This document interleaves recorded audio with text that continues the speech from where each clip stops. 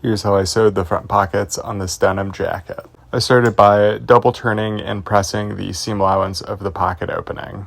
And then I patterned and turned under a seam allowance on the side of the pocket opening as well, but I really didn't need to do this. This edge would have been dealt with in the seam that joins the fronts to the yokes, and it just added a lot of bulk that was unnecessary here. And then I could top stitch down both sides of that seam allowance. I did 2 lines of top stitching here to mimic the look of a double needle machine. And then I started working on the actual pocket. I'm just turning and pressing in the seam allowance on all sides of the pocket to the right side. And then I could just go ahead and position and pin those onto the wrong side of the fronts. And then I could go ahead and top stitch those on. I'm starting with 1 line of top stitching on the back right in from the edge, and then going in with a 2nd line of top stitching from the right side, again to mimic the look of a double needle machine. Unlike a vintage Levi's Type 3, they only have 1 line of top stitching around this outer edge, but I really like the look of the 2 lines of top stitching. And then I could start working on putting my pocket flaps together. I just stitched these right sides together.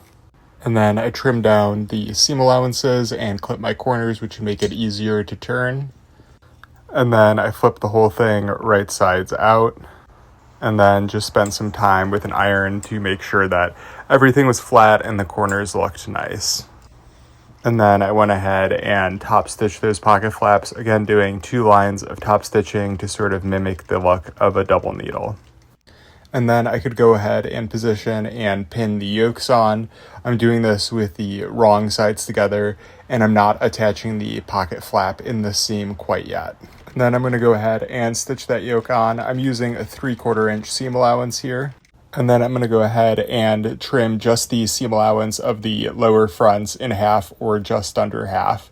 And then I'm going to turn and press the untrimmed seam allowance from the yoke over the trimmed seam allowance, stopping that edge just inside my first line of stitching. And then I can slide the pocket flap in underneath that fold, and then put in my 2nd line of top stitching, which will catch it down and finish off that seam. This is really bulky, so using a hammer to flatten out some of the bulkier bits really helps here. And that's how I did the pockets on this denim jacket. Let me know if you have any questions.